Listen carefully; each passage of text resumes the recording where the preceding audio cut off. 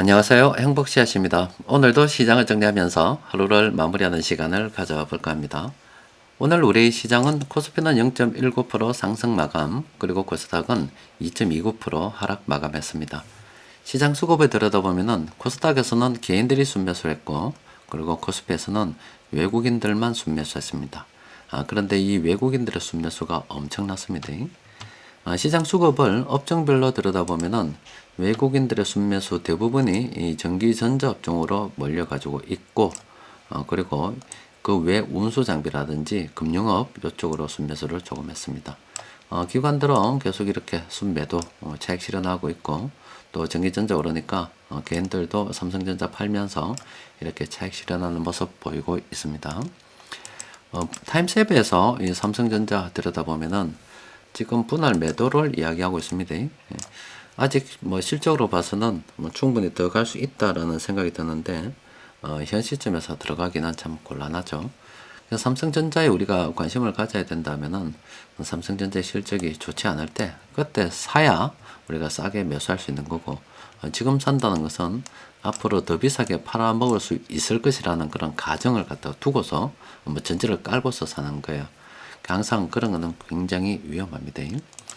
삼성전자 수급을 좀 더 자세하게 들여다보면은 외국인 투자자들은 2022년 하반기부터 시작해서 삼성전자 물량을 매집을 했습니다. 어느 정도 물량을 매집하니까 조금 매집해도 주가가 급등하죠. 이게 바로 외국인들이 물량을 이만큼 매집했을 때 그 오르는 주가가 천천히 이렇게 올랐잖아요. 그 기간 동안에. 그런데 짧은 기간 순매수를 확 해버리니까 금방 이렇게 올라버리죠. 항상 여러분들께서 이 주가를 볼 때 이 물량을 매집해 가는 기간 동안에는 그렇게 움직이지 않습니다. 그러다가 어느 정도 물량 매집이 끝나고 이제 그 종목의 주가 통제력을 딱 가지게 되면은 그때부터는 마음대로 날아가는 거예요. 그럼 삼성전자 앞으로 뭐 어떻게 될 것이냐? 앞으로 뭐 실적이 괜찮아진다라고 봐야 되겠죠. 왜냐면은 이만큼 매집한 물량을 갖다가 단번에 털어낼 수도 없고, 그러면 삼성전자 앞으로 실적이 계속 괜찮아질 때, 그때는 계속 이제 물량을 갖다가 어느 시점부터 털어낼지 몰라도 어느 순간 정리를 하는 쪽으로 가겠죠. 우리가 시나리오를 세우기를 어떻게 세웠냐면은 2024년 올해는 수출 관련 종목들이 잘 될 거다. 왜냐면 그 이전부터 외국인들은 수출 관련 업종들 이렇게 물량을 매집해 온 거 우리가 확인을 했고, 이 수출을 통해서 국내로 돈이 들어오게 되면은 그게 내수 쪽으로 돌아갈 거기 때문에 올 하반기나 내년부터는 이 내수 쪽도 괜찮아질 것이다. 이렇게 생각하는 게 맞다라고 말씀드렸죠. 그래서 지금 뭐 삼성전자 뭐 더 갈 거라고 사는 것보다는 지금 오늘 삼성전자를 엄청나게 매수를 하면서 다른 종목을 팔아가지고 지수 움직이면 그렇게 크지 않았습니다. 뭐 그 말은 지수를 지금 이제 서서히 통제하기 시작했다는 거예요. 그러면 이 삼성전자 이외에 다른 종목은 떨어졌기 때문에 그럼 내수 관련 종목들이 지금 조정을 받고 떨어지고 있을 거다 이 말이죠. 그러면 이게 싸게 매수할 수 있는 기회로 작용이 되는 겁니다. 우리는 이쪽으로 관심을 좀 가지고 있다가 오늘은 뭐 전기전자라든지 일부 업종 제외하고 뭐 외국인도 조금만 샀고 나머지는 다 팔아서 그렇게 볼만한 종목이 없는데, 어느 날 세력들이 들어오면서 사는데 이 내수 관련 쪽으로 움직임 좋은 종목들이 있다면 그걸 갖다 그때 물량을 싸게 매수해야 된다. 이런 관점으로 시장을 바라보는 게 좋겠죠. 이게 오르는 거 갑자기 들어가기가 상당히 어렵습니다. 그러니까 이 세력들이 이렇게 수익을 내기 위해서 화면을 다시 정리해 보면은 이렇게나 오랜 기간 동안에 사전에 준비를 했다는 거예요. 그 이후에 이제 이렇게 뭐 오르는 건데, 뭐 이런 과정 우리도 생략하고 단번에 오를 때만 싹싹 들어가서 먹으면 얼마나 좋겠어요. 그런 뜻한 면에서 보면은 외국인들 입장에서 볼 때 무임승차라는 그런 생각이 들지 않습니까? 나는 고생고생해서 여기까지 왔는데 단맛만 보려고 하는 그런 것처럼 보이겠죠. 근데 저렇게 물량을 갖다가 처음에 모아갈 때는 잘 모르는데 어느 정도 모아서 어떤 그 주가에 대한 통제력을 가지게 되면은 다른 쪽에 들어오는 거 다 계산합니다. 쟤들이 바보가 아닙니다. 삼성전자의 어떤 총 발행 주식이 있고요. 또 대주주가 보유한 어떤 주식이 있고, 또 내 이외에 상대방이 어느 정도 주식을 보유했을 것이라는 나름대로의 다 계산을 가지고 투자하는 애들이에요. 그 계산 없이 어떻게 저렇게 투자가 가능하겠습니까? 그렇기 때문에 뭐 내가 좀 사도 잘 모르겠지 싶어도 내 하나는 모를 수가 있지만 그게 군집에서 움직이기 때문에 대충 들여다보면은 답이 나오는 거예요. 그래서 저렇게 얍삽하게 투자를 갖다가 하려고 하면은 그걸 낑가 주겠습니까? 안 낑가 주겠죠. 그냥 얍삽하게 하는데 낑가 주는 경우가 있어요. 뭐 어떤 경우가 얍삽하게도 낑가 주냐면 예전에도 가끔 넣긴 합니다. 우리가 뭐 연기금 같이 돈을 크게 움직이는 기관, 아니면은 내가 어떤 펀드를 갖다가 운영을 하는 운영력이다. 그러면은 내가 큰 돈을 움직일 수가 있지요. 그럼 내가 이렇게 물량을 매집하는 종목이 있다 이 말이에요. 그러면은 사전에 몇 놈한테 이렇게 알려주고서 내가 이거 매집할 거니까 네 얍삽하게 낑기 들어도 내가 아무 말 안 할게. 이렇게 해서 가끔 적발돼 가지고 벌금 내거나 깜빵 가는 애들이 좀 있죠. 저런 거는 허락을 해주기 때문에 들어가는 거예요. 허락을 안 해주는데 어떻게 들어가겠어요? 어렵습니다. 가능하면은 정석 투자를 하는 게 좋고, 또 수익을 내기 위해서는 세력들도 저렇게 열심히 노력한다 이거예요. 우리도 그냥 단순하게 뭐 하나 던져놓고 기다리는 게 아니라 공부를 좀 해야 되겠죠. 그럼 전략에 대해서 우리가 이제 생각해 볼 수 있다니까. 지금 앞서 말씀드린 것처럼 계속 시황을 통해서 말씀드린 것처럼 이 전기전자 운수장비 이거 매집하는 거 지금 우리가 하루 이틀 보는 것도 아니고 그 외에 나머지 업종들도 이렇게 매집하는 거 보고 있습니다. 그럼 이쪽에 지금 사면서 지수를 좀 컨트롤 하려고 그러면 당연히 반대쪽은 좀 팔아서 눌러야 되겠죠. 그럼 이 누르는 쪽에 싸게 매수할 수 있는 기회가 있다. 그럼 우리가 관심을 가지고 지켜보던 종목들이 요 안에 있다고 손치면 그럼 이게 다시 세력들이 외국인뿐만이 아니라 다른 세력들이 매수하면서 올라가는 날이 있겠지요. 그럼 우리는 요거 좀 주워 먹게 되면은 싸게 매수하는데 동참할 수 있다.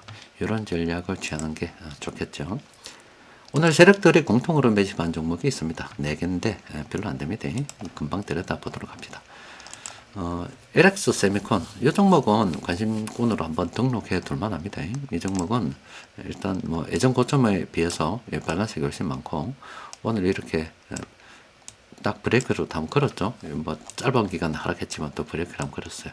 관심 종목으로 등록해 두고서 이 종목의 어떤 현금 흐름이 어떤지 여러 가지 상황 살펴볼 만한 시간은 충분히 있습니다. 그러니까 여기 조금 조정이 된다 그러면 한번 긍정적으로 검토해 볼 필요가 있겠죠. SK 디스커버리도 이거는 참 전체 이 숫자로 보면은 대충 끝났다고 봐야 됩니다. 그런데 예전 전고점으로 봐서는 아직 좀 시간이 좀 더 있다 이렇게 볼 수도 있겠죠. 이것도 지금 세력들이 들어와서 크게 먹지는 못했다 아닙니까? 자기들도 차익 실현을 하려고 하면 어느 정도 좀 들어 올리는 게 좀 필요합니다. 그래도 어느 정도 약간의 어떤 상승 여력은 있다라고 봐야 되겠죠. 그럼 오늘 2개 봤는데 둘 중에 하나 선택하라 그러면 앞서 본 종목을 보는 게 낫겠죠. 차라리 이거는 내비를 보는 게 낫겠죠. 근데 돈이 좀 넉넉해서 내가 좀 여러 개 좀 보유를 할 그게 된다면 이것도 정리해 보는 것도 괜찮고, 그러면 또 앞서 말씀드린 것처럼 오늘 몇 개 안 났으니까 오늘 집에 치우고 지금 전기전자 산다고 다른 거 좀 눌렀으니까 누른 쪽으로 기회가 있다 생각한다 그러면 기다리다가 계속 기다리다가 이쪽에 오르면 앞서 본 업종 있잖아요. 그쪽을 관심을 가지는 게 좋겠죠. 그냥 뭐 이런 종목도 있구나 이런 식으로 바라봐도 되겠습니다. 다우 기술 같은 경우도 아직 뭐 빨간색 파란색으로 보면 충분히 상승 여력이 있다 이렇게 봐야 되겠죠. 그럼 지금 이렇게 값이 올랐다가 지금 누군가 지금 차익 실현하면서 나가고 있는 거잖아요. 그럼 누군가 다시 들어와야 되겠죠. 이렇게 들어올 때 뭐 언제 그 들어오는 시점 파악하느냐, 항상 이 브레이크 걸리는 시점입니다. 이 파란색이 딱 들어오면은 브레이크 걸린다고 봐야 되는 거예요. 그러니까 지금 이거는 떨어지는 칼날이고, 그럼 이걸 좀 더 기다렸다가 뭐 돌아서서 다시 한번 더 파란색 놓을 때부터 관심을 가지는 게 훨씬 더 낫겠죠. 그럼 이 종목을 보유하고 있다 그러면 이제 수급을 좀 봐야 되지 않겠어요? 수급을 좀 보고서 누가 파는가를 보이고 이때 누가 샀는가도 충분히 알 수 있겠죠. 그러면은 판 쪽에서 다시 매수를 시작하면은 그때 관심을 가져도 되겠습니다. 자, 아세아 제지 같은 경우도 좀 어중간하긴 합니다. 그죠? 전체 균형으로 봐서는 빨간색이 좀 더 많긴 합니다. 그럼 조금 더 상승 여력이 있다라고 볼 수가 있겠죠? 그럼 요걸 갖다가 충분히 좀 조정이 들어와서 또 누가 세력이 들어오면 들어간다 이렇게 생각할 수도 있는데 어제 다른 종목 하나 하면서 말씀을 드렸죠. 원칙적으로 우리가 사야 되고 관심을 가져야 되는 시점 언제냐면은 좀 늘렸다고 봅시다. 언제냐면 이 시점이 되지 않겠어요? 요때 첫 번째 브레이크가 걸렸다 아닙니까? 요때가 내가 돈을 들고 있는데 이제 버스가 왔어요. 그러니까 이제 이때 탈까 말까 고민하면서 이 종목 공부하게 되는 거고, 주가가 좀 눌렸다가 아니면 요때 누가 샀고 누가 팔았고 계산해서 세력들이 다시 들어오면 요때 매수할 수 있겠죠. 그럼 요때 정상적으로 타는 거예요. 그럼 이 뒤에 지금 파란색이 더 나왔단 말은 버스가 지금 이만큼 가 있는데 내가 억지로 뛰어가가지고 좀 세워둬야 한 겁니다. 그러니까 제가 여러분들께 억지로 탈 필요 없다라고 자주 말씀드린다 아닙니까? 뭐 다른 종목이 없어서 내가 이거라도 타야 되겠다 싶을 때는 뭐 방법이 없지만은 가능하면은 첫 번째 이렇게 브레이크 딱 걸리고 난 다음에 정상적으로 성취할 수 있을 때 그때 타는 매매를 습관을 들여주는 게 좋습니다. 이미 오른 거는 어렵고 오르면 오를수록 이 종목도 어떤 종목이든지 이 종목을 매수했다는 것은 그 매수하는 세력이 다 계산기 두드리면서 가고 있다 이 말이에요. 내가 어느 정도 보유하고 있고 손익 단가는 어느 정도 되고 상대방은 어느 정도 될 것 같고 여러 가지를 경우의 수를 맞춰가지고 계산을 쭉 해가면서 가고 있는데 슬쩍 낑기 들렀다가 슬쩍 뭐 이래 단문만 보고 빠져나온다는 그런 투자를 하면은 누가 좋아하겠어요? 트러프입니다. 그러니까 항상 딱 기준을 딱 가지고서 내가 타야 될 승강장은 여기다 생각하고 버스가 저 뒤에 오는 것처럼 이게 하락 추세에 있는 것들 아니겠어요? 그럼 이 버스가 이게 조금씩 이쪽으로 다가오는 거 보고 있다가 브레이크가 딱 걸리는 순간 이제부터 본격적으로 들다 봐야 되겠다. 그러면은 그걸 이제 그때 타느냐 마느냐 그때 결정을 하게 되는 거죠. 그럼 지금 현재 시장에서 그런 종목들이 많다.